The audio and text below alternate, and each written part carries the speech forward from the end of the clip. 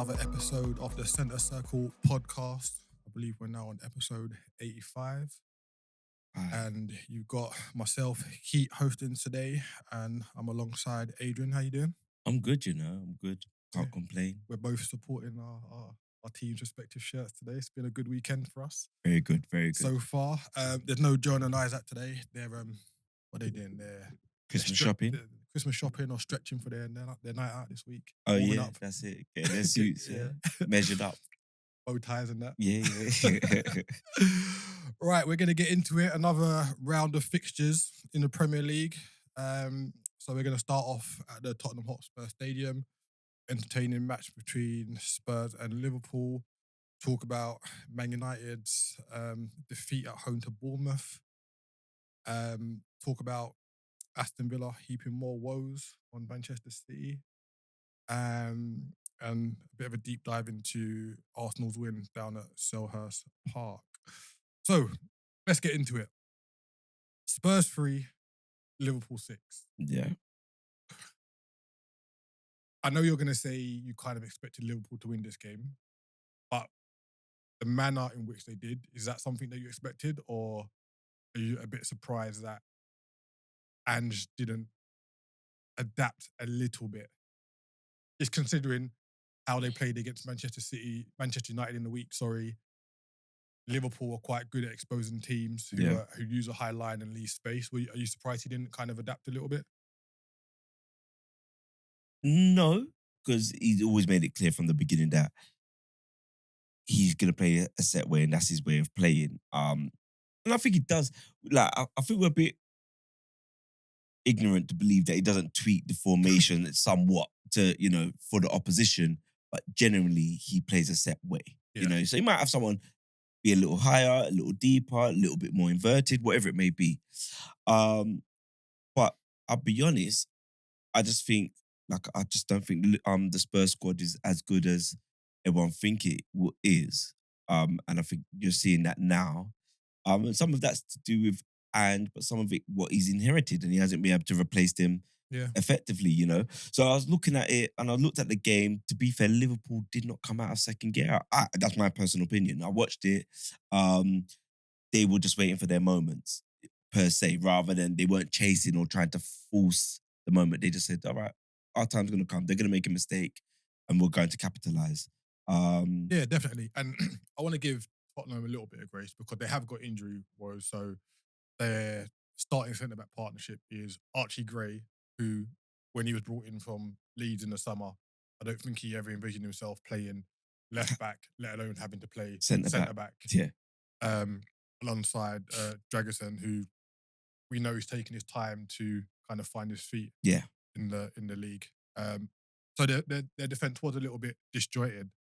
And for me, I think when you're in a position where you're not playing players who are comfortable or in their natural position, I think that's the best time to be a little bit more pragmatic. Yeah. And be like, well, everyone's not comfortable with the roles that they've got today. Let me just say, right, just do the basics, like drop a little bit, drop 10 yards further back. Well, I felt he did do that. And I felt that was some of the issues that helped Liverpool, per se, because sometimes they were so deep, it just allowed Liverpool to get the ball back a lot quicker. So there was times where I'm seeing Solanke, I'm like, you're right in with your midfielders, like helping out. So for me, I'm going to counter that, where I thought, even though Dragusin and Gray might have been a little bit deeper, their fullback still had freedom to bomb on and leave them exposed. And when you're not used to playing centre-back, and your fullback who's there meant to help you out is not there, I think it kind of leaves you exposed a little bit. And I hear that. I think but for me, this is more. I think there's an element of tactics, but there's also an element of, football sense. And little things they've done. There was a few times, like the first goal came from Son not covering Trent. And it was a bit, he never got back. Yeah. Like the covering to stop that cross coming in. And that happened like 10 times during the game and then not that every time he made a cross, but Trent Alexander was in the position to either do a cross or make a pass inside, but he was picking up very advanced positions. And I believe it was the second goal where It was a cross came in from the Right. left. No, from the left this time. Yes, that's right. Where But Szoboszlai but it started from Trent playing it across, across. Yeah, and that was because Spence tried to win a ball that wasn't winnable. Like it looked winnable, but I yeah, was like, you're chasing something and Trent saw that, and Trent, he can play a one first time pass, yeah, or he's not going to hold on to it. And he saw the picture and he played it very quick. So, and they capitalized again. So, like I said, I think today was more like Liverpool just waiting for their moments because they knew they were going to come. Forrester never had, never nearly had another moment. I he was like, started off a bit oh my. shaky. I was like, oh, in the first 5 minutes or whatever, I was like, no way. Yeah. Uh, and I think we've touched on it in here before about playing out from the back, right? And I'm like, you can play out from the back, but it's also for the players to be able to assess and scan the situation. Like John Yeah. said, and Foster was like, what are you? Why go long? That To be, but I think in that situation, that's more of the execution rather than the style of play. So, and it's easy for us to say, but it wasn't a hard ball. All you have to do was chip it over Salah. you say that, but and I hear what you're saying, and you're partly right there as well. But when you looked at the situation again, he's not scanning because Trent was red or Szoboszlai was pouncing onto Spence in the balls. So even if the Right. ball was executed correctly, Yeah. the pressure he was going to be under, I'm not saying he may have not got out of it, but I Yeah. suspect he more likely was going to lose it in that situation. But yeah, Team on the back foot. So yeah, let's kind of just quickly run through what happened in the match. So Diaz opened the scoring with a header from a great Alexander Arnold cross. And then McAllister heading the goal in the 6-yard box to make it 2-0. And then McAllister's caught on the ball by Kulusevski and ball breaks to Madison, who scores a really good finish, to be honest. yeah. But it was against the run and play with that goal. Was it? Do you think the keeper could have saved that? I thought. Yeah, I don't think he. I think he was. I think Madison used Van Dijk as a shield, but not enough that Allison should have made an attempt. Yeah. I think he should have made an attempt at least. And then you think, right, 41 minutes, Spurs go into half time, Yeah. 2-1 down, Yeah. bit of confidence, but no. They just kind of push up. Liverpool break the press, and Szoboszlai makes it 3-1 just before half time. And then Salah scores in the 54th minute to make it 4-1. Salah scores again Mm-hmm. on the hour mark, make it 5-1. Kulusevski gets one back, really good half volley, to be I fair. missed that one. I was on my commuting out. And then a bit of lapse in concentration from the Liverpool defence allows Solanke to make it 5-3. And then a couple minutes later, Diaz kind of rounds off the scoring in the game to make it 6-3 to Liverpool. So we've spoken about Spurs, about they weren't that great, had a bit of failings. But can we heap a bit of praise on Liverpool just in terms of getting the job done when Most definitely. It was need to? I think it was a very professional performance by Liverpool. And like I said, I felt they just said, all right, we're gonna play this game. We're not gonna get caught into the gun ho thing back and forth. And they just executed the game plan. They were patient, very patient for the game. And they scored key goals, and they got them at the right time. I don't think they had to use real imagination to create those chances. They came quite easily to them. And they just done their job. And what's I was saying it like I think the other day, what's a bit scary or it's just that you got players that's done it. And then like Salah, BVD, Trent, they've all done it. So they know how to play these games out, how Yeah. to manage these games, should I say. So I don't know what that looks like for the rest of the league. But right now, Yeah, I agree. Like, I think it's quite a professional performance. I think when we got 5-1 up, we got a bit sloppy and allowed them to score those Yeah. 2 goals. And my gripe with Liverpool this season is that it's very rare that the opposition score a good goal against us where they break us down. Yeah, It's yeah, normally yeah. like an error on our part or something. Like, it's very rare that we actually like cut open and I'm like, that team has scored a really good goal against us. So that sloppiness, I wasn't happy with, and I doubt Slot will be too happy with.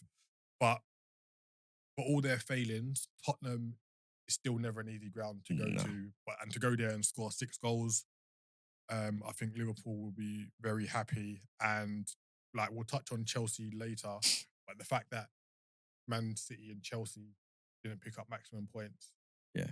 will kind of give the Rest. the team a bit of a boost going into the kind of the rest of the festive pictures. And Yeah, it Uh, just. Oh, go on. no, go on. No, I was just gonna say, like everyone's saying that it's Liverpool's to lose now. Are you still of that mindset, or I know like we're kind of a couple games away from halfway point for Yeah, the season, but we've seen, especially over the last couple of weeks, like Liverpool had a bigger gap than what they have now, yeah. and then they drew 2 games on the bounce. Arsenal won, Chelsea won, and the gap kind of shrunk a little bit. Is it still too early to say like, Oh no, it's definitely too early yeah, because I think there's still a lot more twists and turns yeah, in this league to take place. I think what's interesting, I was thinking about it today as well. After you lot win, actually, I think it's good for Arsenal to be chasing. 'Cause the last 2 seasons we've been leading pretty much right, majority of the seasons, you know. So now we're actually chasing. And what does that look like for us? One, how do yeah, we cope with that? Seeing if you get an earlier kickoff, or but then also then how do you cope Arsenal coming? You know, so and then we still got to face you again. And what does that look like as well? So, it, but like I said, what gives you the real advantage? Kind of like what City has or had, should I say, is the know-how, knowing how to manage pressure. You yeah, know, and like I said, you got well, pretty much your entire squad apart from 2, 3 players haven't handled this level of pressure. yeah. And I think aside from that, it's how Slot handled it, and he seemed quite assured Yeah, and calm under pressure so far. And that could be because he's come in with the weight of Klopp over him, and he's kind of like, well, I can just kind of do what I want because everyone's kind of raving about Klopp. Well, I can kind of go under the radar. Now his head kind of coming up against above the parapet, whatever that expression is. yeah, Um, People are noticing him more. So it's how he handles it. Is he yeah, gonna not crack? yeah, But we've seen times in the past where Pep was going to the Champions League and he's making changes. yeah. You're like, Bad oh, what are you changes. doing? We've seen it with Arteta a couple of times where he'd made changes to his team. You're like, oh, what's going on there? So it's whether we know the players might be able to handle it. Can Slot handle it when it gets to the business Yeah, end of the and I, season? and I think everyone made that, including me. I made that assumption, right? That he's a new manager. He's finding his feet. Yeah, So we might see a bit of issues implementing his tactics. And actually, I think we knew he inherited a very good team. We knew that.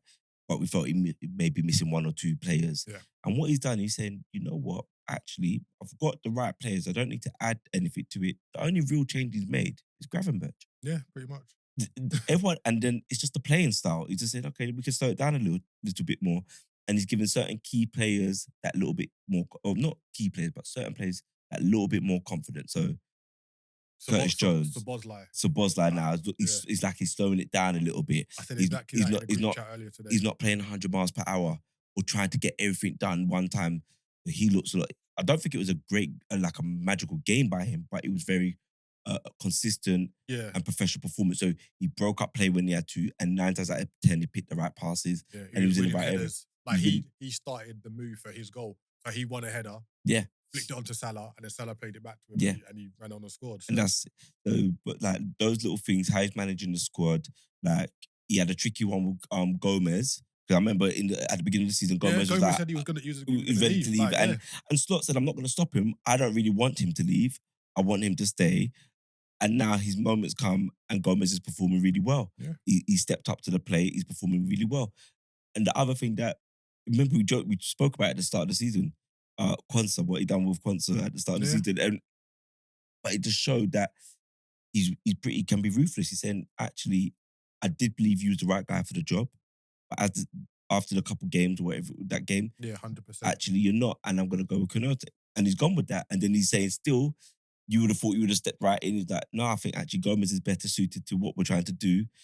So he's done really well. I think one thing with Dutch managers and players, they're very assured of themselves. Yeah, I think no one's ever could say they've met a Dutch player that's quite nervous yeah, or, they're or, very or confident in they're it. very confident. And I think that's the beauty. But then the other thing that what makes it a very good relationship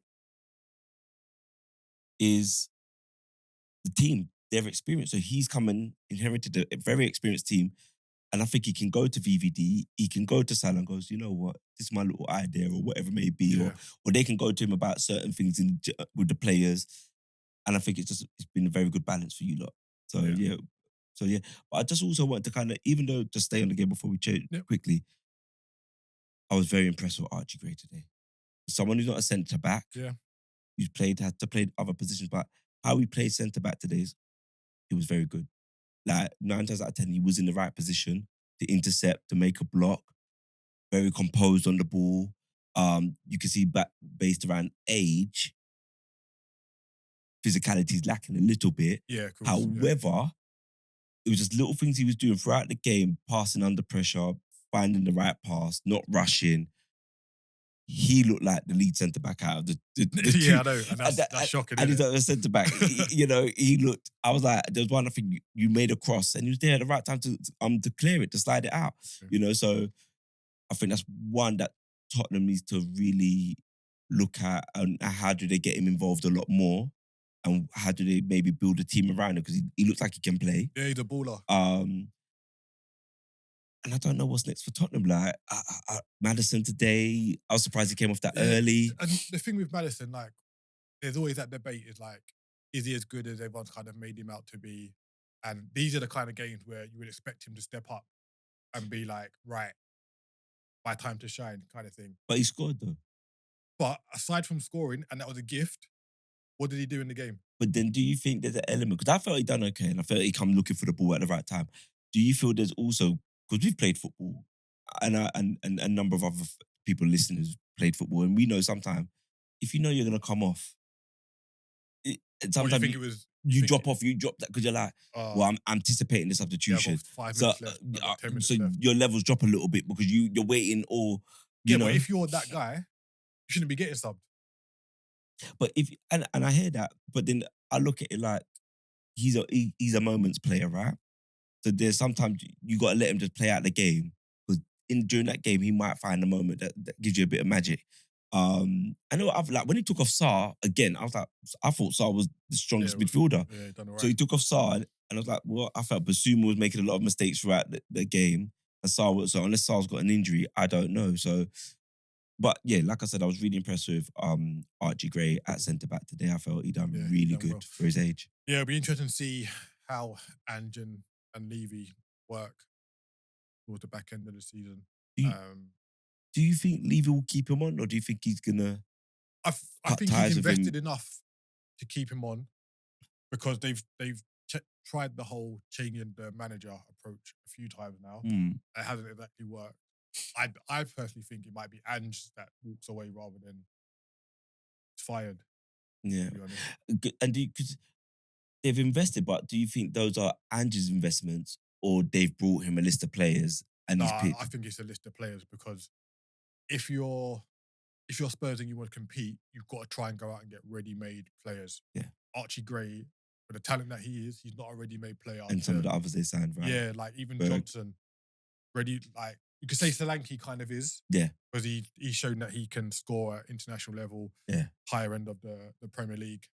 We don't really know what he can do in like Champions League, played Europa League. Yeah.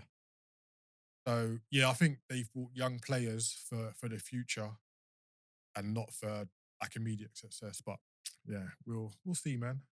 But yeah, good win for Liverpool. That means they'll be top of the pile for Christmas. I don't really read too much into that whole kind of stat, but it's a thing that's out there. Yeah. So yeah, moving on to the next game. Manchester United 0, Bournemouth 3. I'm not gonna lie, I didn't expect this one. Not at all. Like, I know Man United lost against Spurs midweek, but they showed glimpses in that game of like patterns of play and being able to kind of get themselves out of the mire, get back in the game. I know they eventually lost like 4-2. But yeah, I didn't see this coming. So for those who don't know, Man United went behind to a corner, and I believe since the start of last season, it was a free kick. Sorry, it was a free kick. Yeah. Sorry, it was a free kick, and I believe since the start of last season, they've conceded the most set pieces, and that's excluding penalties in the league. So it's something that they need to work on. It was bad under Ten Hag, and it seems to have continued under Ruben Amorim. So 1-0 at half time. And then he makes a few subs. So Euro comes on for Malacia. Hoyland comes on for Zertsky, who's kind of at fault for the goal because I don't know what he was doing. Garnacho comes on. This is all done by the hour mark. And then Kluivert just cooks the defender. It gets taken out. And then gets taken out. And it's a penalty to Bournemouth. Kluivert gets up, scores it himself. And then 2 minutes later, Semenyo makes it 3-0. Tapping. This is a weird one because if you just look at the highlights and chances made, Man United had quite a few chances in the first half. Yeah. Like Bruno Fernandes had a couple. There was a break from Maino into midfield to set up Fernandes. Fernandes just kind of skewed it wide. Like what's going wrong? Okay, let me rewind a bit. I think there's been a lot of pressure on the board and what they've done, like Sir Jim, etc. And then there was a lot of clamoring over Ten Hag and like his man management, his style of play, etc. Amorim's come in, and we all know kind of what manager he is. Like his last game before leaving Sporting was masterminding a win over Manchester City, and he's won leagues, etc. So could it just be that the players are not good enough now? Like they tried to blame the board, they're trying to blame the manager. They've got a new manager in. Are these players just not good enough? Yeah. To get Man United where they want to be. I think there's two things here. So very reminiscent of what Arsenal went through, where we signed a lot of players that weren't good enough, and we had to get rid of them. However, in that we signed system players, so that was our only saving grace. So that's why our downfall has been bad, but not as bad as it could have been, or as bad as it's looking for United. So what I mean by that, we signed players to play the 4-2-3-1 formation. So then, even though we've replaced those players, we've replaced another two slot in, we replaced the other two. So it hasn't looked as bad as this. And what's happened here is he's gone for a whole new system, and maybe he's gone for the whole new system a bit too early, a bit too quickly. So is it only 2 Premier League wins? I think out of the, is it 4 games? I'll have a look. Yeah. I think it's... So you're saying that the tactical change has been too drastic? I think it may have been a bit too drastic. So some are going to say, well, how do you implement a new structure, a new system, a new patterns of play if you don't just go with the system? But this is a result-based game, right? Yeah, very true. So it's about getting the numbers and trying to qualify for Europe again. So I looked at it, I'm like, even against Ipswich, when they first done and they drew 1-1, the way the spaces behind the wing-backs are quite big. So if you be a bit brave, you expose a lot of space. So I think it's both. Players aren't good enough. That's it in the squad, you know. Shout out to my friend who was hyping about Xerxes, and today you love that Xerxes pylon, don't you? Yeah, well, for my friend, yeah, definitely. Today he's put in the group, oh, we need to get rid of him, but we can't get rid of him. I'm like, what? But before that, a few months ago, we said he needs time to embed and settle. So, and he's techie. So anyway, but it's just apart from Xerxes, I think Xerxes can play. I just think the expectations, what they thought he would be, is not what it is.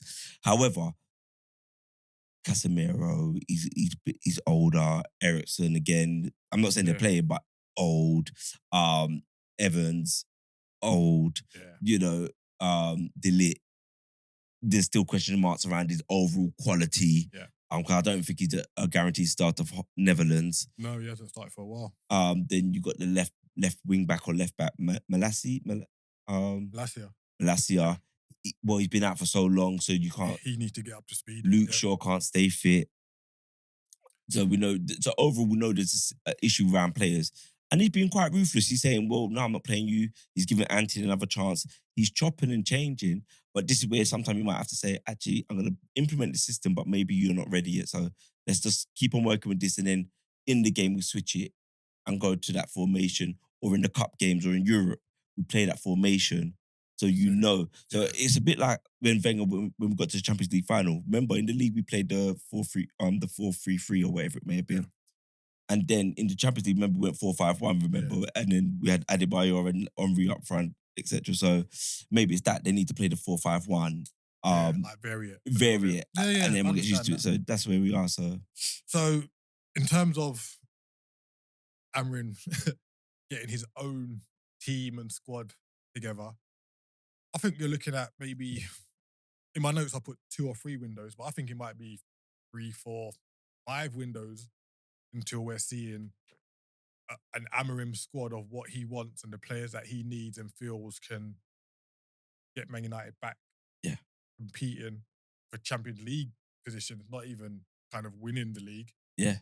It's gonna be a long time. It's a long time because I think some of the issues is like one, fitness for some of the players, Yeah. and then 2, quality and age. And then the other issue that they have, how do you offload some of those players? Because the wages that they're on are high. You know, and that's why I said it's very reminiscent of what Arsenal went through. Yeah, that's very true. It's Yeah. very high. So I'm with you. I think it's like 4 or 5 windows. They might have a few youth players coming through that might speed up that process. Yeah. But we don't know yet. We're not seeing any of them coming off the bench yet for them. He may be upset. It'd be interesting to see what happens with like Sancho. Does he bring Jaden back? Because that's a loan, right? Jaden. Yeah, but I'm not sure whether it's an obligation to buy. Like Chelsea might have an obligation. Yeah, so if he hits certain like parameters, and then obviously we've got Rashford issue going on in the background as well. So yeah, let's talk about that. So for those that don't know, I think it was Tuesday. Rashford done a print interview with a national newspaper, and he said that maybe it's time for him to move on and have a new challenge. Yeah. Amorim in response said that it would have been good if he had spoken to him about that or just not kind of made those comments at all. Maybe due to the fallout of that interview, Rashford wasn't in the squad against Tottenham in the League Cup. Mhm. And Amorim said that him and Garnacho were left out just because of kind of tactical reasons, like it wasn't any disciplinary or anything like that. Rashford again wasn't in the squad for today's match against Bournemouth. He was on the bench, right?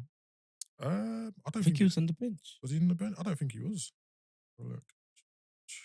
Lineups. If I get that wrong, forgive me. No, he wasn't. Oh. No, he wasn't. So yeah, Marcus Rashford. My opinion on Rashford is that I think he's been used as a scapegoat for a lot of the frailties that have happened in Manchester United over the years. And it could be because during the whole COVID time, he put himself front and centre with the whole kids' lunch things. Yeah. And he kind of got kicked from a lot of quarters saying you're just a footballer, you should be focusing on footballer, it's distracting you, etc., which is a load of nonsense. Yeah.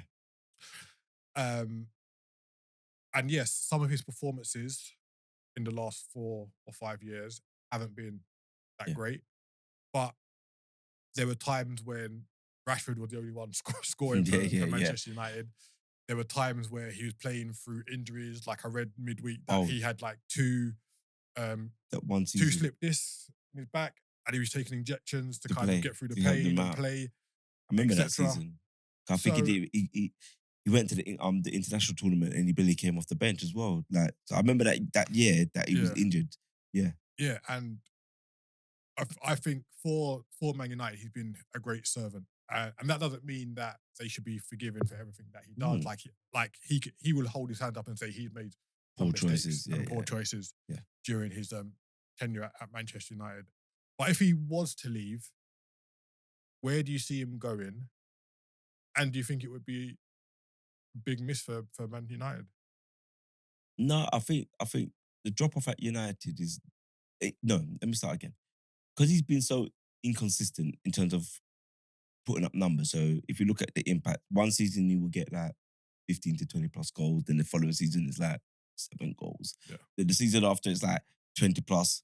You know, for next season it's like 5. So it's like so the peaks and troughs. Peaks and troughs, and they're really bad. So I think for United fans, it's not a huge miss. I think there will be games where they would miss his attributes. You know, his skill, his pace, his finishing, his strength. But I think you can find a replacement. He's a good player. I think, unfortunately, he hasn't met the potential that we all thought he had. You know, Yeah, he's a remember bit at of a one point, victim of his own success, isn't yeah, he? yeah. Like, Remember when he first came through, and then there were thought the discussions were, the debates were him or Mbappe. yeah, Remember that, and that's what, Mbappe, and then step it's outside. Mbappe. That was it. So I don't think they will miss him. The question is, where does he go? Now I know I don't want to sign him, and it's not that I don't think he's He an could do a upgrade. job on your left, to be fair. No, and I'm not saying he won't do a job, but I think we're still gonna have the same issues around the consistency of the performances. Yeah. And then for Arsenal fans to say, "Oh, but he's done this and etc." We're still going to be facing those issues where what we're complaining about with Trossard and Martinelli. Yeah. So my thing, I think he should go abroad. But then the question is, does he have the drive to be successful? So something was telling in that interview that he done, and he said something about a new challenge. But it's how you step up to that new challenge. Yeah. If you look at David Beckham, David Beckham didn't leave for a new challenge. Let's look at Ronaldo. When Ronaldo left for the new challenge, he still formed. Yeah. He still put up numbers, and then he went to Real Madrid. He said, "Thank you very much, United. I'll leave you," and went. When you look at players that are leaving or want a new challenge, usually they're performing still very well. You know, it's not, I need a new challenge now to get motivated. No, you still want to put out, you still want to be walking off the pitch knowing that you're the best player for them and that they're going to miss you no matter what, but you need a new challenge now. So I think it's abroad, but who grabs him abroad? But that, if he's a free, Barca might take him, but he's not going to be a free.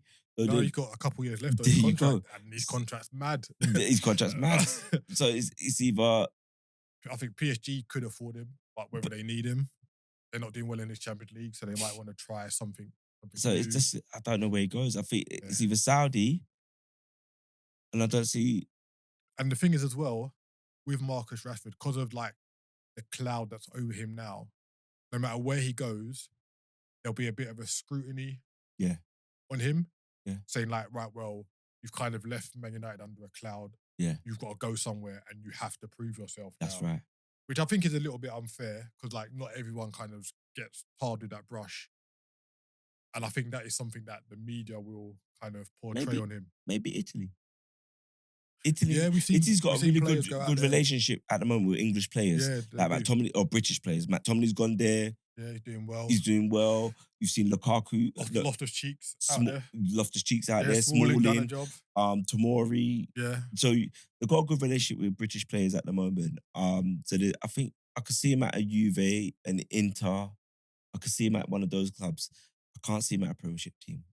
I don't see a Premiership team taking him on board. And I don't think, even though Arsenal needs a left wide forward, technically, or not even technically, if thing continues on this purple patch, in good form at the moment, and we touch on to Jesus, then that's a stopgap for the rest of the season. For that wages, I think we can get someone a lot younger, with bigger potential. Cool. I don't want to kind of finish this segment without kind of bigging up Bournemouth. Yeah. So like Bournemouth are up to up to 5th in the league, 28 points, only 5 points behind Arsenal in third. Yeah. Iraola, man, like in the summer they sell their prized asset. Yeah. Solanke. Everyone thinks they might struggle a little bit, but you got players like the players that scored today, Semenyo, Kluivert, and Evan Nielsen. They're stepping up and actually doing well. So like at the start of last season, I think they went maybe 7 or 8 games without winning. Yeah. And everyone's like, why have they got this guy in, Yeah, etc. yeah. Is this the kind of the other side of the coin of giving your manager time and letting his philosophy seep through into the players and kind of seeing the fruition of what the board kind of saw when they appointed him? Yeah, and I think definitely. I think with that, with him in particular, what we don't get a lot of is data. So there's certain data we will never see. Mm-hmm. The most we'll see is like distance covered, but the amount of passes that they're making, it's that things like that. But I think they're not going to show us that consistently. They're going to show us that before the game or after the game that they've won or drawn. But when they're losing, they're not going to show, actually, Bournemouth are running more. Bournemouth are making more passes. Yeah. They're creating more chances. It's only till we start seeing the results, they start saying, oh yeah, well actually they're the third highest in chances created in the league and etc. etc. So yeah, definitely that. I think there was something that he was doing, and I think sometimes we also forget what the players say back to or the feeling around the training ground. And I think in a few interviews when Solanke had what the season he had last season, he was saying, "Oh, he just started telling us to do things slightly different, but yeah, we're really enjoying it and etc. etc. The small tweaks. And that's what's happened. But he's coming with an idea. He's made the tweaks. And he's introduced new players into the system, and it's working really well. And when you know it's working well is when teams start taking notice of your players. So Solanke's one, the left back, Kirkes. Yeah. Everyone's looking at him as a potential replacement. So United need a left back. You need a left back. You know. So then who else is there? They've got. So today they started Evan Nielsen up top. Behind him was Semenyo, Cliver, Atara. Then they had Adams and Christie as kind of the holders. Then Kirkes, Hodgson, Zabronil. Is that centre back? Smith, the centre back. Yeah. And then they got Kepa in goal. Yeah. And Kepa looking decent. Yeah, like he pulled off some good saves today. So yeah, I think Iraola's got to kind of take some praise. No, definitely. Praise be because even like we look at Clivert now. I wasn't sure when he came. Yeah, I wasn't sure when he came. I was like, I thought he'd be like then middle of the road, but now he's starting to use his attributes too, and he's been very effective, for them. So he has. So yeah, big up Bournemouth. All right, to Villa Park, Aston Villa 2, Manchester City 1. No surprises here, innit? No. Nah, being a bit facetious, but yeah, Villa hadn't been in the best form along with Manchester City. Yeah. So it could have gone either way. Yeah. To be fair, I missed this game, but I caught the highlights, and Villa could have been 2-0 up within the first 5 minutes. So the first chance, who's the defender that gives it away? Because I saw this and I was like, what is going on here? Like this is was it Akanji? I think it was Akanji. Nah. Yeah, so it was Akanji. Yeah, so Akanji gave the ball away. And then it breaks to Duran. And I know he's known for scoring world-class goals. But just take it on another 10 yards. Yeah. Slot it past the keeper. He tried to shoot from outside the box. And Ortega saved it. And then I don't know who done the header from the corner, but Ortega pulls out a great save. Oh, yeah. And it did cross. It was millimeters just from going over the line. And that was a great save. And you just thought, right, Villa are on this. Yeah. And lo and behold, they take a 1-0 lead. So the ball breaks to Rodgers, who plays it across to Duran, who slots it in, makes it 1-0. 1-0 at half time.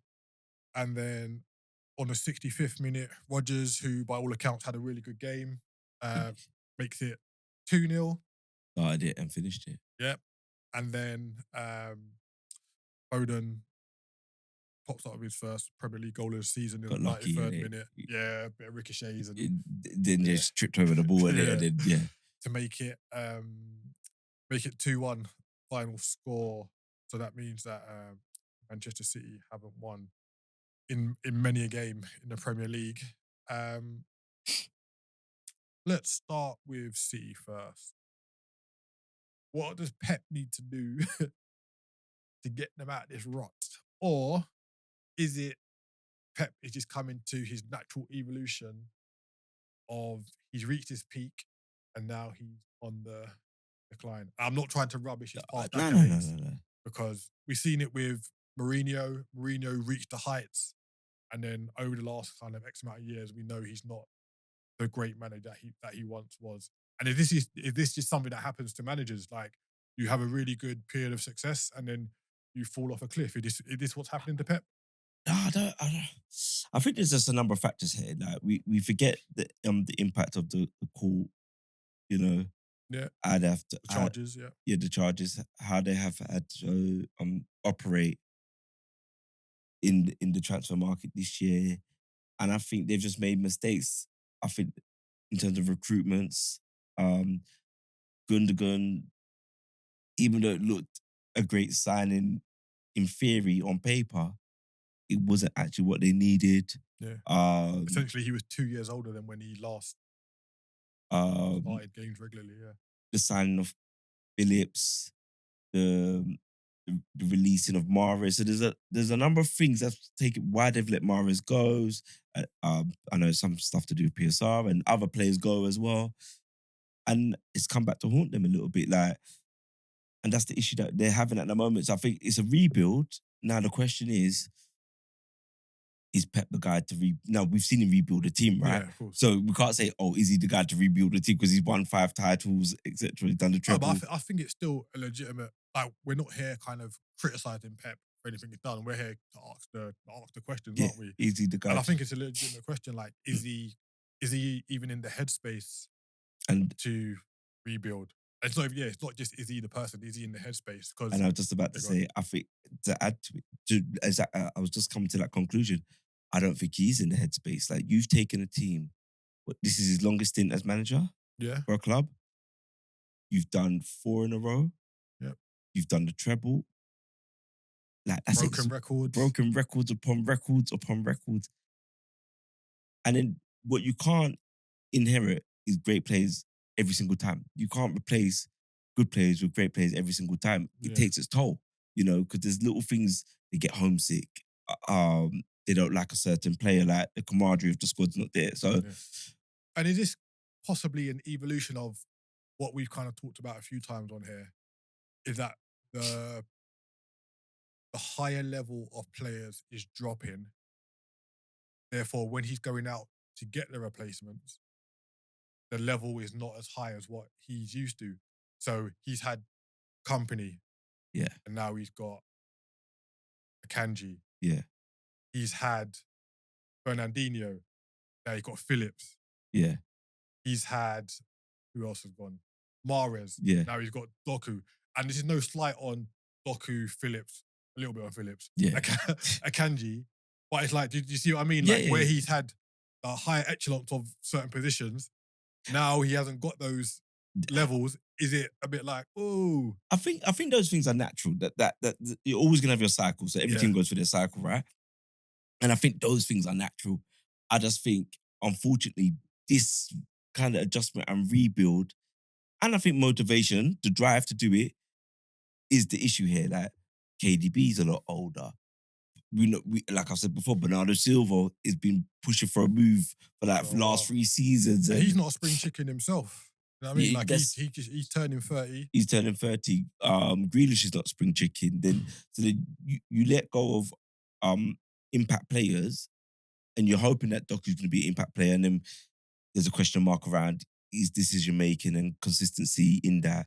Savinho is showing good dribbling skills, but he's not having the impact that we want, which is The end numbers.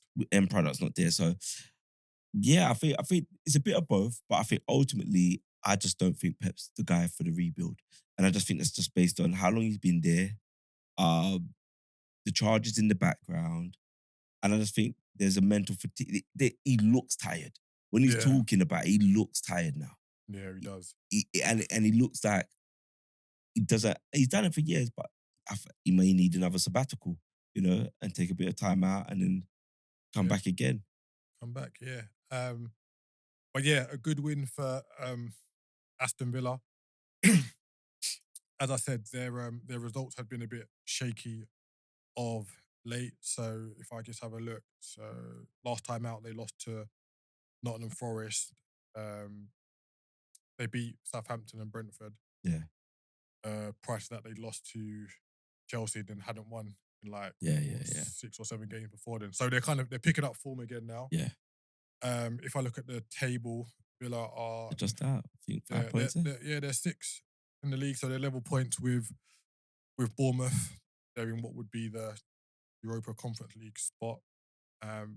We had a debate at the start of the season about whether the Champions League is affecting them. I thought it would do. You said Emery's been around, shouldn't affect him that much. Are we seeing the effects of the new format of the Champions League maybe having more of an impact than they potentially would have hoped and liked? Possibly. I think it's more down to Emery tweaking a little bit too much.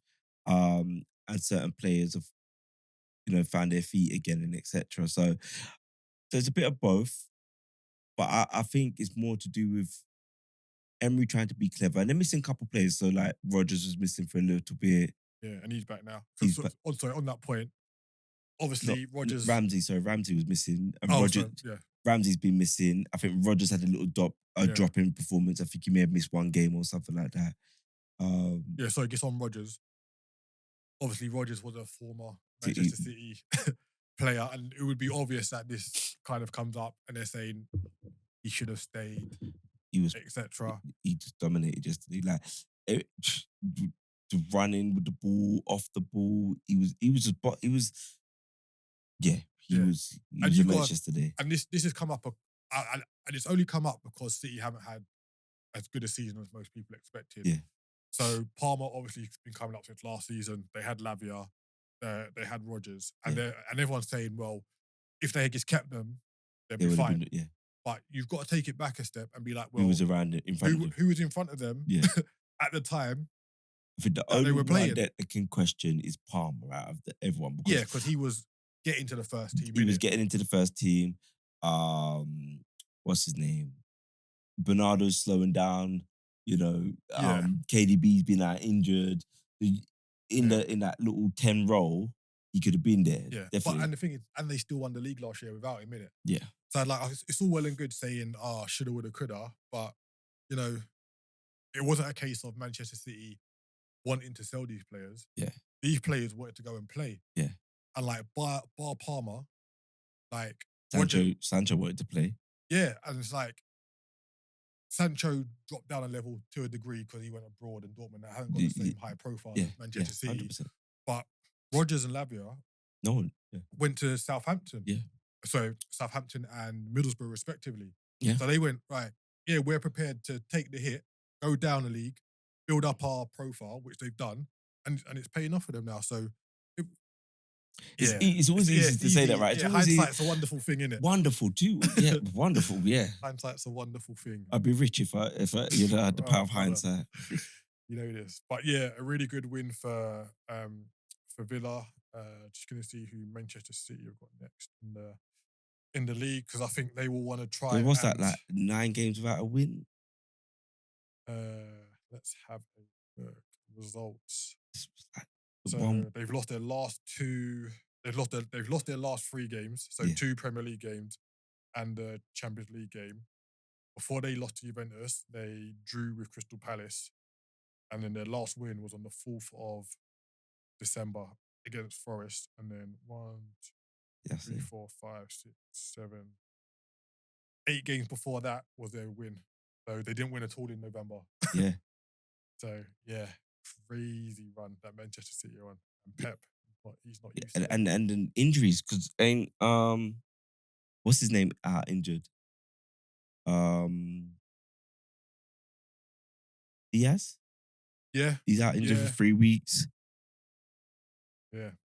They're in trouble. But yeah, their next game, Boxing Day, is against Everton, who we know are a little bit resolute at the minute. So yeah, it's not a guaranteed win. But after that, they've got Leicester and then West Ham. So out of 3 games, they should pick up some points. Yeah. How many? I can't say, but yeah, they should. They should do. Right, onto your boys now. Hey. Crystal Palace 1, Arsenal 5. I'll let you take the floor. I watched it, but I'll let you take the floor. Like, you're wearing your shirt, innit? Like you're supporting them with pride tonight. So I'll let you have this one. Take the floor. I'll be honest, I only got to see the highlights because I was playing football. So all right, cool. So Arsenal go 1-0 up through Mr. Jesus. The ball kind of broke to him at the back post.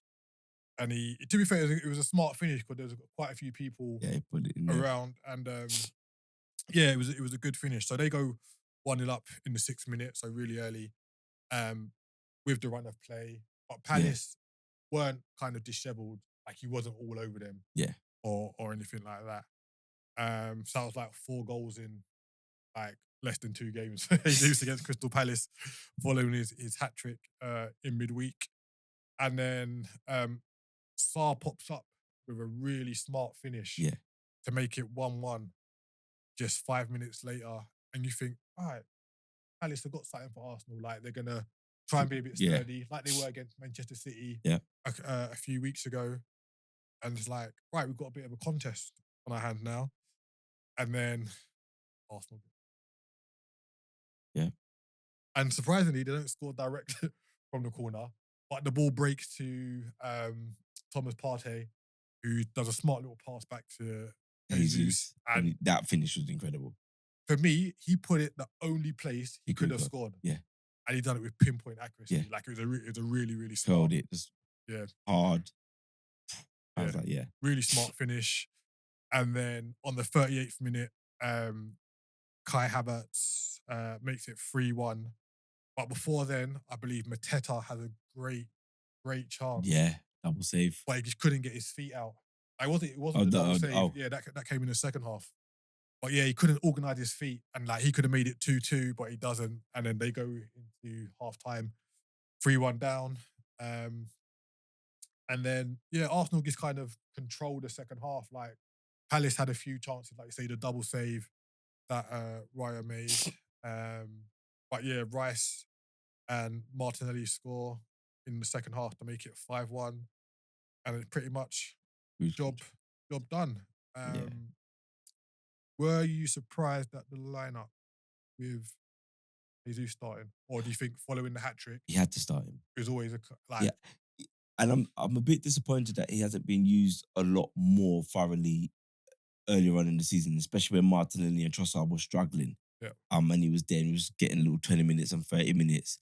But you couldn't ignore that performance, because that performance on Wednesday night, he was tidy. It was everything that you needed. Yeah. Like, hold up It play, was like running the channels. Manchester City.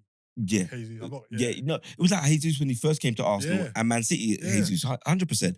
And then, so you can't ignore that. And in the interview, Arteta said, no, I had to make space for him. Yeah. Arteta said that himself. He goes, I could see it in his eyes. You got to make space. When you see the glow, or that spark in the player's eyes, or what, you sometimes as a manager, you go, I've got to start. They're hungry. And he's hungry, and it paid off. So what's that? 5 in 2 days?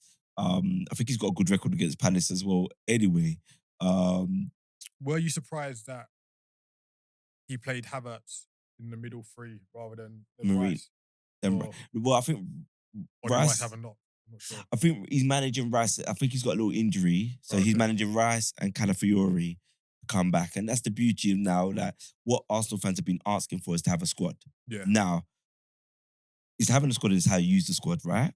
And I think the issue that Arteta, what's been frustrating a lot of me as a fan, is how we're using the squad. And a lot of Arsenal fans. So there's been games where we're like, well, you got this guy, why don't you just play him? Or like the other day, Everton was the big frustration. Yeah. So it's just those things. So like today, he's like, oh, okay, you're using the squad. He said, all right, Marino, take a little break today. I'm going to play Kai Havertz as the other 8 or the whatever midfielder. So it just worked out really well. And that 3-4-3 formation, Arsenal loves it.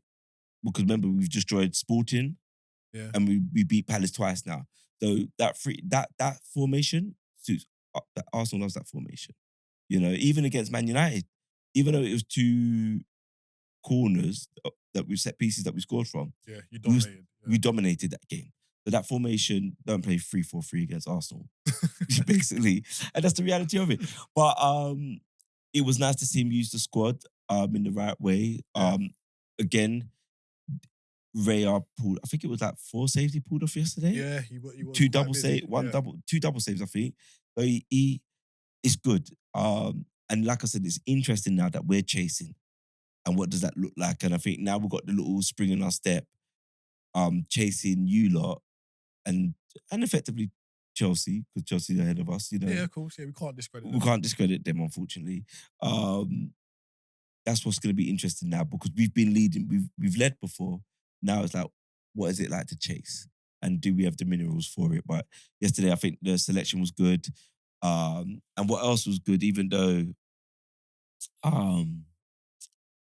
it's not something we want to see, is that we had to make that substitution early, right? With Saka being injured, coming off with the injury, I think around the 25th minute. Yeah. and we dealt with it. You had Martinelli went to the right, and he looked a real threat, and he may have been changing with Trossard throughout the game, but he looked genuinely good down the right hand side. So hopefully it's not a bad hamstring injury, because it looks like it's the hamstring, and hopefully it's just 3 weeks. and he's not really someone to come off if he doesn't. Like, we know his fitness levels have been quite high, Yeah, mainly up until this. Like, this season is the first time where he kind of really Yeah. missed a couple games through Yeah. injury, so we know his like tolerance level is quite high. But yeah, like you said, it was good to see how well you performed without Saka, because there's been this whole notion that it's got to be Saka or Odegaard for Arsenal to kind of for us to take win. over, Yeah. etc. So for him not being on the pitch and then you getting a comprehensive victory, I think that's And, set you and instead. if Arteta's listening, sorry, I've got to say this. Please don't change the formation. Just stick with the formation. Stick with the same setup of play, patterns of play. Because when we didn't have Odegaard, what he done was a load of nonsense at that time. Like getting in your head, as we said. Yeah, So yeah, you've got Ipswich next at the Emirates, which should be 3 straightforward. points. Yeah, Straightforward victory. Brentford. I would have said before this weekend, I said that might be a bit tricky, but if Nottingham Forest can go there and get a result, which we'll come on to, yeah. you might do okay. And then you've got Brighton away before your League Cup game. So yeah, three games that you could potentially get 9 points from, yeah. but Brighton don't. and Brentford away could potentially be banana skins as well. So yeah, let's see how you get on with that. So yeah, let's just round up the rest of the results that happened. Leicester 0, Wolves 3. I should have just checked this before. The new Wolves manager name. There we go. Vitor Pereira oversaw his first game in charge for Wolves, and they ran out 3-0 winners Perfect game, right? at Leicester. Well, you say that. Leicester haven't been slouches at Pardon? home in terms of they've always scored so far in the league. Yeah. And when they've played teams around them, they've managed to kind of get a result in some respect. So I'm a little bit surprised that it was so comprehensive. To be fair. But that's what I was saying to you last week, that Wolves squad, they were actually performing well. It was just like certain decision making during the game that let them down. Right. And then I think, but actually, like I said, as a manager, that's why I said, if Rude held off for a little bit and said, let me just take a little break, I think you would have. That Wolves squad is a very, very good squad. They've got good players in that team. Now, how long they keep those players for is another question. Different. However, they've got a lot of Cunha, the Danish striker they got up front, the midfield. Yeah, so Larson started up front, Cunha and Guedes behind them, Doherty, Gomez, Andre, and the other Gomez, kind of the wing backs, and then Semedo, Buena, and Totti with Sarr in goal. I'm surprised Cunha Cunha didn't get sent off last week. He had that thing off the pitch where they haven't sorted out yet, so he's free to play. I think it doesn't meet the threshold. The band's coming. You think I don't think the band's coming. I think the band would have came already. I don't know, man. Did you see any of these goals today?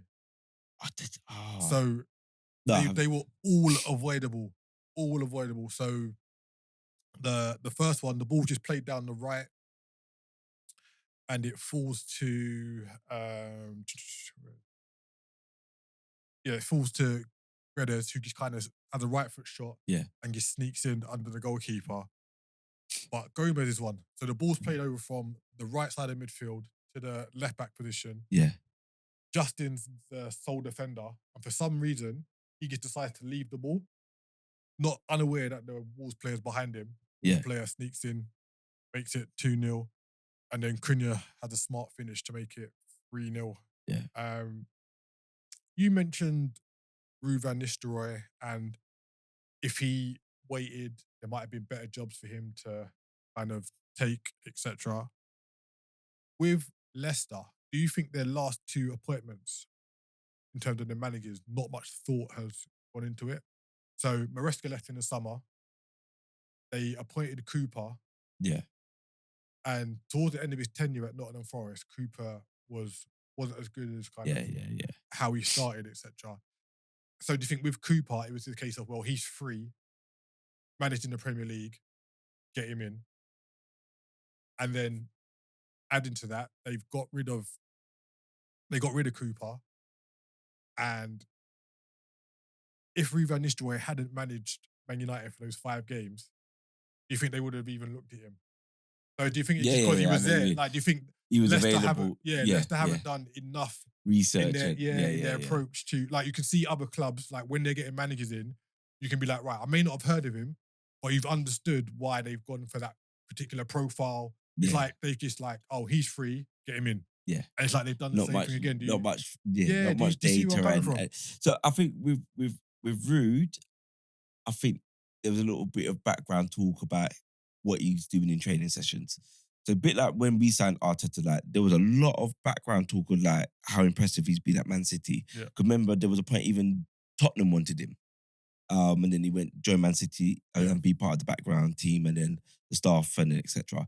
The coaches.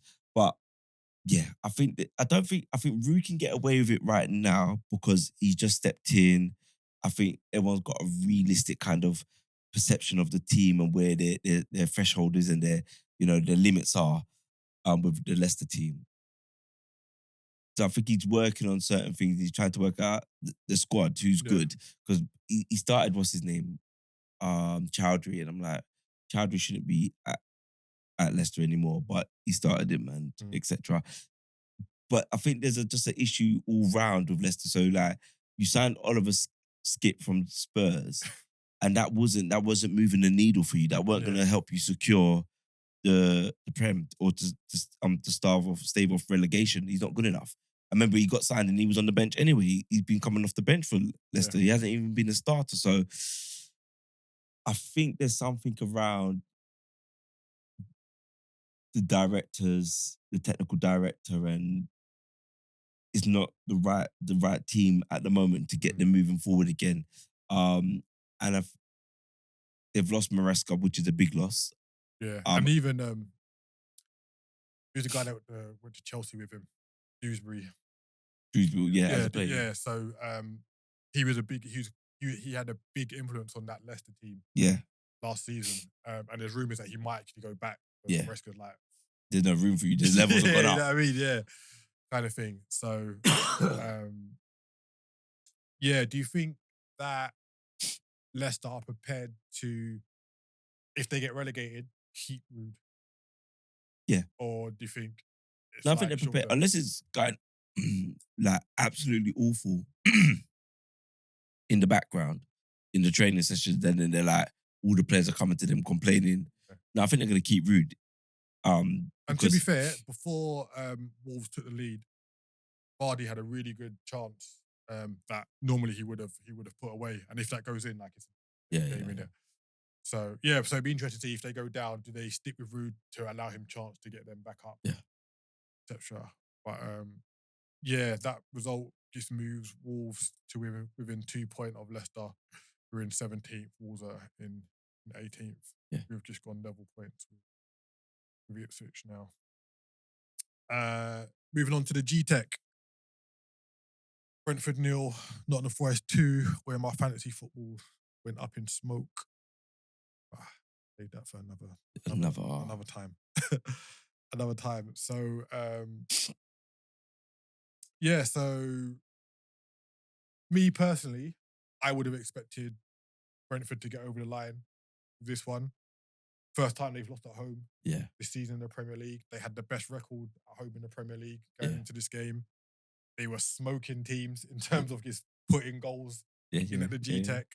So I thought it would have been a high-scoring game, and then Brentford will just get over the line as per usual.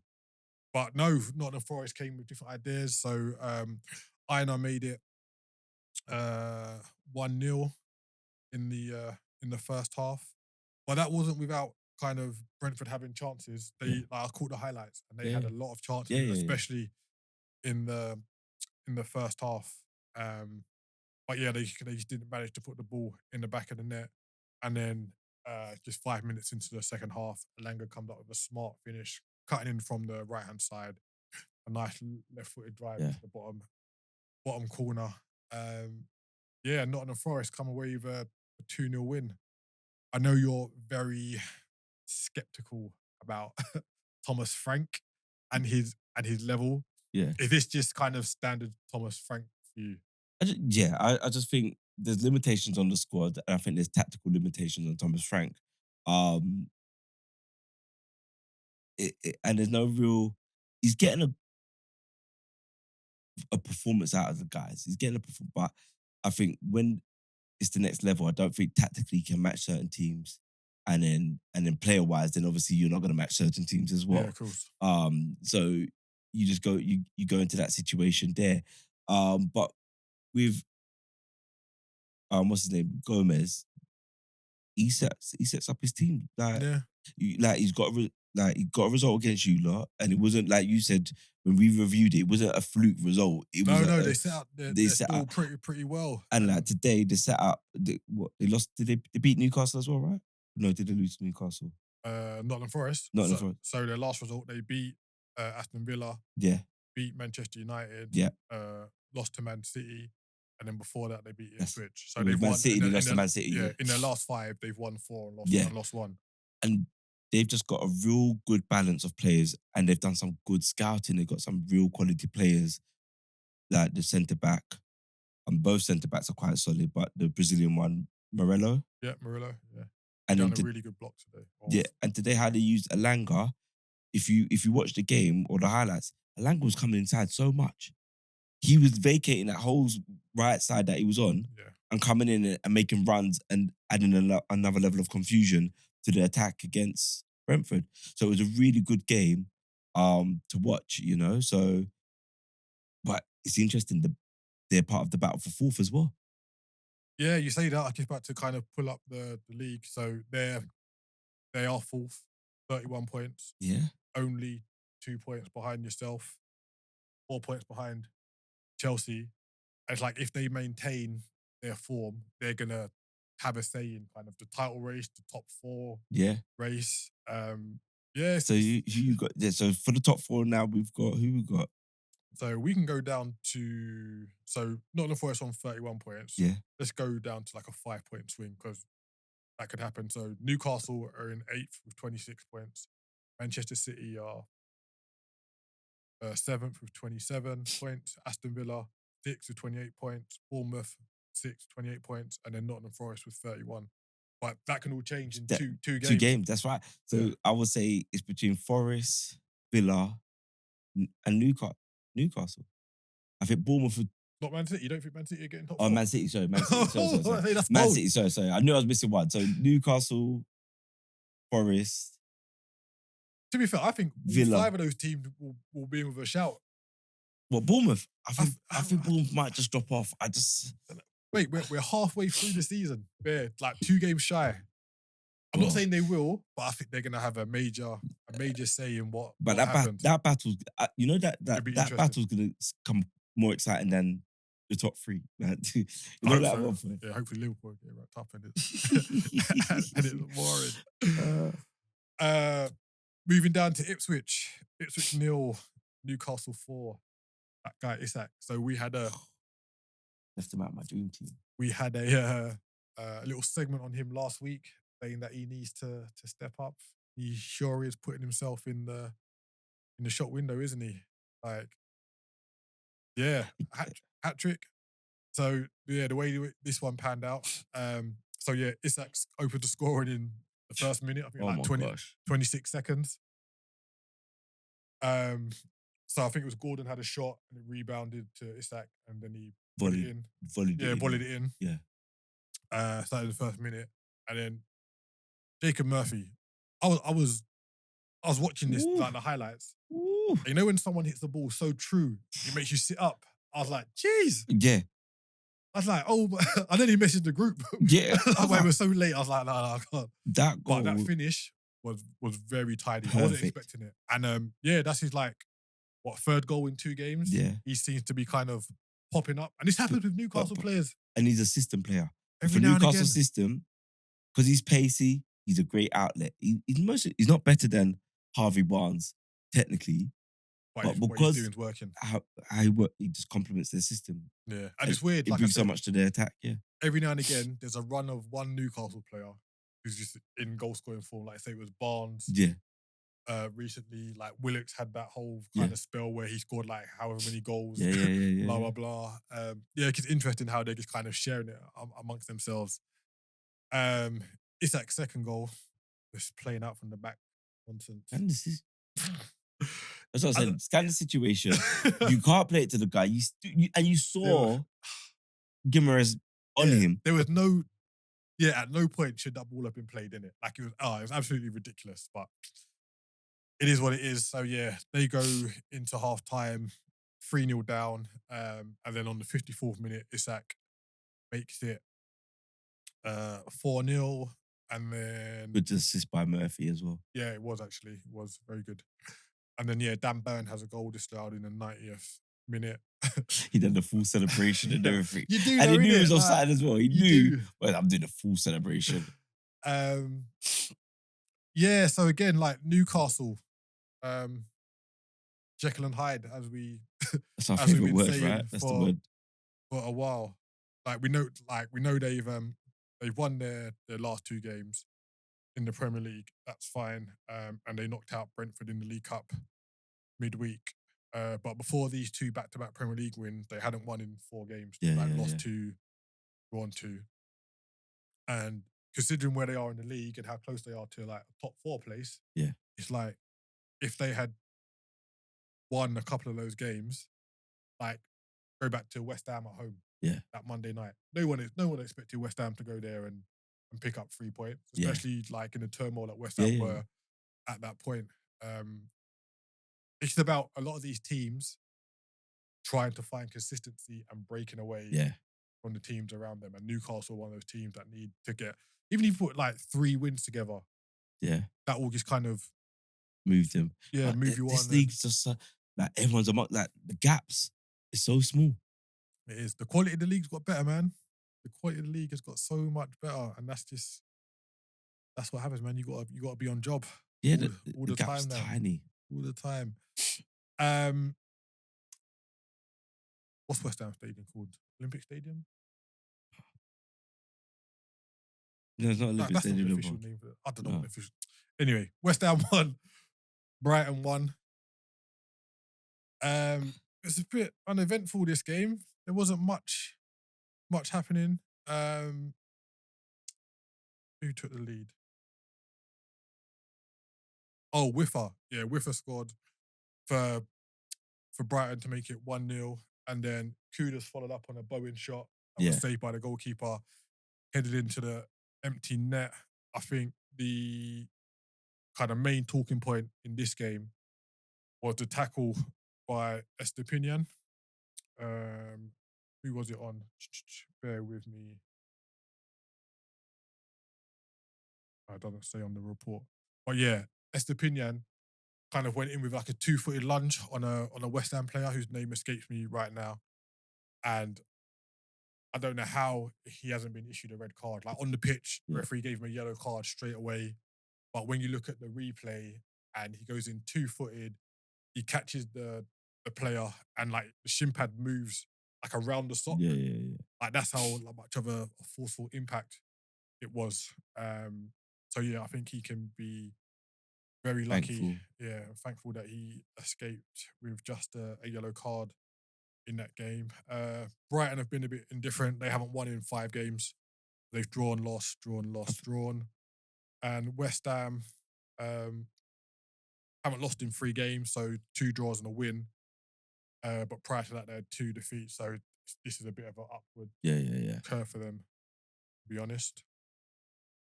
Down to Goodison today. Everton 0, Chelsea 0. So caught the highlights of this. I watched this. Jackson had 2 good chances in the first half, I'd say. One went straight at Pickford. Yeah. Hit the post from kind of blank range. Yeah.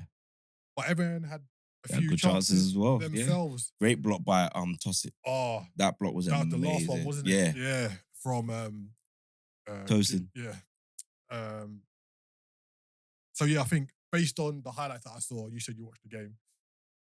A draw could be a fair result for this one. Everton I think Everton might be a bit upset that they didn't walk away with the 3 points because they looked a lot more dangerous in the key areas. It was just decisions that let them down. Right. So I think they will feel a bit upset that they never nicked 3 points today. Because what's his name pulled off? Sanchez pulled off a good save as Yeah, a well. couple of good saves. A Yeah, couple of good definitely. saves, and then like I said, Tosin made that block. From who did he block? Can't remember. But anyway, he made that great block. So and Decore was dominating the midfield. It was a good midfield battle. Like Palmer was a bit quiet, but he's a moment's play. He never done anything bad. He Yeah, never you done can't anything expect. great. You can't expect him Yeah, to turn up it all was. the It was time, just. innit? Like, He was solid. I don't think it was. If some people get onto him, it's nonsense. But you know, he's impressed me, Enzo. Like I've been on Enzo. I yeah, haven't been Enzo's fan, and the last I can't remember, like 6 games, 7 games now. yeah. Well, He's since he's been been back in the team, yeah, Maresca dropped him, innit? It was like yeah. You're he's not not ready. you Yeah, he's not ready to play yet. yeah, and you gotta give Maresca that credit because he's just if you're not doing it, Yeah, you're not playing. you're not playing. Yeah, fully Um, rate him for that. yeah, and he's proper, and he seems to be managing it so well that they don't even be upset by it. They seem to accept it. Like Calcedo, Yeah, yeah. So it's a and good even game. this week he came out and said that a few players will have to leave in the January transfer window. So Dewsbury Hall, and a couple other players. He's like, I can't give them what they want, and he's very open and honest about Yeah, it. And like, hopefully, he's had the conversation with them before he's come out publicly and said all of and I this. think that's what he's doing because I think you see that in the squad. No one's reacting badly to substitutions. No one's reacted. You're not hearing any murmurings come out the dressing room or. So I think he's managing it very well at the moment. You Yeah, know. definitely. Like considering how big that squad is, Yeah. and they're not like obviously we don't know the full ins and outs of what's happening behind closed doors, but publicly there's been no kind of rumors and of discontent Yeah. of players wanting to leave. I think Chelsea will kind of see this as a missed opportunity. Obviously, they could have gone top of the league if they had won before Yeah. Liverpool kicked off. And I think that would have put a little bit more pressure Yeah. on Liverpool And springing their step. Yeah. and a spring in their step going into their next fixture, which is against Fulham at home. So West London derby. But yeah, Everton doing Liverpool a favour. Yeah. I will take that. And then the final game was Fulham v Southampton. I caught a bit of the second half of this. Wasn't really thrilling. Okay. I saw the. I was like, yeah, this. They weren't talking it up at all. Yeah, like not at all. Southampton are still managerless. I think they might have someone in mind, but nothing has been confirmed as of yet. Interesting point on this one. I was listening to a bit of the first half on the radio while I was driving, and they were saying that Diblin, who's kind of been Southampton's star player Yeah. last or this season, they said that he got taken off at half time, which they thought was due to him being just trying to do too much, Yeah. trying to like Take on at the wrong take on, time. Yeah. take on too many players, too many touches, etc. Which I thought was quite interesting. Sometimes you kind of want that maverick Yeah. to stay on the pitch to kind of get the rest of the team going, but whoever's in charge today, who's kind of didn't really see that as working. He was replaced at half time. Fulham will be kicking themselves just because of Southampton Yeah. away from home, worst away record in the league. You'd hope it would be a guaranteed 3 points, but Ramsey had something to say about that as well. yeah, so yeah, it'd be a bit upsetting for Fulham not to come away with all 3 points there. Right, so yeah, that's the end of the roundup of the league fixtures for this week. There are more fixtures coming up. So Boxing Day and the 27th, there's a round of fixtures, and then into the following weekend, going into the new year, spread over 3 days. We've got some fixtures there, so yeah, you'll have a couple podcasts from us coming up over the next week or so, keeping you up to date with our views and opinions of what's going on in the league. But yeah, we just want to say thank you to everyone that kind of been liking, subscribing, sharing, and all that good stuff. Please keep it up, especially the comments. The comments are very interesting. I know John and Isaac had a few back and forth with people this week about the Erling Haaland comment, etc. But yeah, we're appreciating the support. So yeah, please keep it up. And yeah, we'll be back midweek with another episode. So peace. Peace.